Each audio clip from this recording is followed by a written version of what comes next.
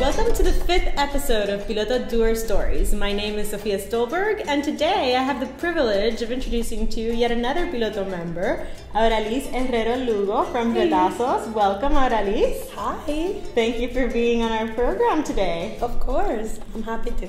So we're going to start by telling you a little bit about Auralis and her background in the fashion industry. When did you start in this industry, and tell us a little bit about your professional trajectory before starting Retazo? So I've been in the fashion industry for about 15 years. I graduated from Moore College of Art and Design in Philadelphia, and then after that I went straight to New York to work in the industry as an assistant designer, and eventually an associate designer, and eventually like a full designer. And I did that for about 5 years. And then I quit to start my own sustainable resort wear line, Auralis Studio. And then I did that. I remember that. Then I did that for about 5 more years. And then that project stopped. And because of that project, we have Retazo today. Oh, wonderful. So when did you decide to make that critical move from New York, obviously a bustling fashion center, and the fashion district is there, it's sort of the center of fashion in the world, and then you decided to move down to Puerto Rico, where really the industry is very nascent. How did that happen? What propelled you to move forward and to make that big decision? So this is actually my 3rd try to live in Puerto Rico full-time. I first tried when I graduated college. Like you said, there was no industry here for me to come work and pay my student loans. So I went back to New York. Then I tried to run Auralis Studio from here. And then that didn't work because there is no appropriate fashion ecosystem in Puerto Rico right now for designers to be able to develop their product, manufacture their product, and eventually sell and export their product outside of Puerto Rico. So in many ways, that is the problem that you are now trying to solve with Retazo, right? So tell us a little bit about how it started, how you went about creating this ecosystem, and what lies ahead. So Retazo is actively planting the seeds for a sustainable fashion ecosystem to exist in Puerto Rico. And by sustainable fashion, so everyone can understand what we're talking about here, what exactly do you mean? The focus of Retazo in concerns to sustainability is local manufacturing, waste management, and fair trade employment. Those are our 3 main focuses. Sustainability is a journey, not a destination, and it's complicated. But being Puerto Rico focused, those are the 3 things that we chose to tackle. And to be able to tackle that effectively, Retazo does 3 main things. 1, we work with designers and factories on how to be more sustainable by educating them on how to do that. We then work with designers to develop their products. So sorry, we'll take it piece by piece. This part that you do, the consulting for factories, what does that look like? Who are your clients? Do you do this on a pro bono basis, or? We basically vet the factories, and they have to subscribe to our philosophy in order for us to give them work. So we work with small factories, not big factories, because most of the factories in Puerto Rico that are over 20 employees work in government contracting, and those are the Department of Defense is their main client. So and they don't have time to take on other or start a small line or any of that. So our niche is smaller factories and the cottage industry and mom and pop shops that want to learn how to make high-end ready-to-wear in a sustainable way. So we educate them on that. So we had, and why did we start with manufacturing is because when I had my line, there was no factory for me to manufacture my clothes. When I lived in New York, I used to take the subway with my roll of 25 yards to 38th Street in the garment district. And then I would get the patterns done, and I would get the trims, and then I would go to the factory, and I would leave it there, and 2 weeks later I would come and pick up my 25 shirts. Of course, and just take them in the subway and pack them and ship it in my apartment in Brooklyn, and then take them to my clients. Here, there's none of that. So we started with the manufacturing piece because there is a lot of design talent in Puerto Rico, and all they need is really like an ecosystem for them to thrive in it. So we chose to start with manufacturing because of that. Wonderful. And how many factories do you work with today?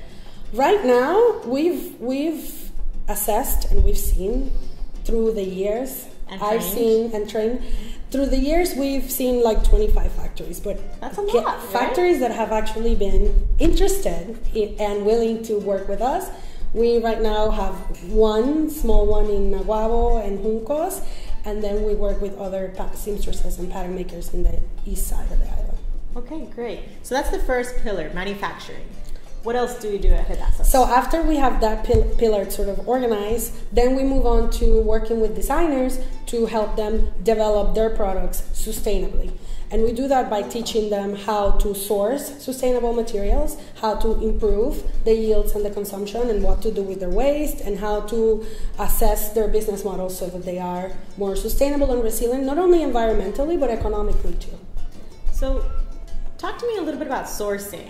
I feel that that's probably one of the major problems in the industry and the ecosystem here, right? Where do people get fabrics from? How do they produce a whole line of products that can be replicated, right? Because for many years in the fashion industry, we've had very talented designers, but focusing mostly on either weddings or formal attire, one-off pieces that they haven't been able to reproduce substantially. So how does the sourcing come into play, and how do you help them with that? So the reason why designers are not able to produce and manufacture is because the factories in the island don't know how to manufacture high-end ready-to-wear. That's one part that we help with. Okay, so that's manufacturing then part. From the sourcing part, we have a few retail shops that sell fabric at retail prices. For one-offs, that's fine, but from a manufacturing standpoint, you need it at wholesale. Yeah. So part of the services that we offer to our designers is we source for them wholesale. Wonderful. And we help them get fabric. Now, Puerto Rico is particularly interesting because of the Jones Act. And the shipping. So everything has to get on a boat to get here. Of course. So what we try to do is we try to consolidate, and we try to sort of take that off the hands of the designer so that they can focus on what they're good at, which is designing. We have catalogs here, and then we just order the fabric. Wonderful. Now, what type of designers do you work with? Are they mostly small, aspiring designers that are up and coming? Or do you also see more established designers that have maybe been in formal wear or evening wear and are sort of trying to enter the ready-to-work market? So, all of them, actually. All of them. That's because great. What we've discovered is that because we are creating something that doesn't really exist in Puerto Rico yet, our clientele is very broad. So we have clients that are new to the design work completely, and they want to learn how to make things more sustainably, and we help them with the product development. Then we have brands that just want to manufacture in Puerto Rico, because after the hurricane and all the press that we have gotten a lot of interest from international designers to come manufacture here as a way to do business to the island. That's from wonderful. Paris and London, etc. And then we work with brands here that are maybe looking to diversify their offering, like Ecliptica with their line Isla. And I just saw it and it was great. And we help them develop the product and manufacture it here. So we work with everybody because we offer such a wide range of services. So if it can be made with a sewing machine, we figure out how to make it in Puerto Rico. Wonderful. Okay, so that's your second pillar. And what would be the other pillar that comprises what Retazo is today? So education, product development, and manufacturing, and then sales. So this is the last bit of it, and this will mostly be in play when we have enough manufactured designers, or enough Retazo manufactured designers to take them to explore sales opportunities abroad and in other trade shows. So you plan then on also helping with the commercialization aspect? Yes. And specifically in helping these designers go global and attract new markets and be able to succeed. To be able to grow their businesses, because being a small island, eventually you run out of boutiques. Eventually you run out of high schools that have proms and weddings, you know? So you have a lot of designers competing for the same people, but if we offer an opportunity for them to grow out of the island, then the possibilities are limitless. Of course. And what does that look like? Is that an e-commerce play? Because many of them, I assume have their own... That's more like wholesale trade shows. It's more wholesale trade shows. Okay. And that would be one of our co-founders, Daniel, who's like the sales expert here. He would be taking over that part. Wonderful. So in many ways, Auralis, you have been a pioneer in the ecosystem here in Puerto Rico, along with the rest of your team. What we want to understand is what are your next steps? So assuming that you get all those pieces in play, right? What's next for Retazo?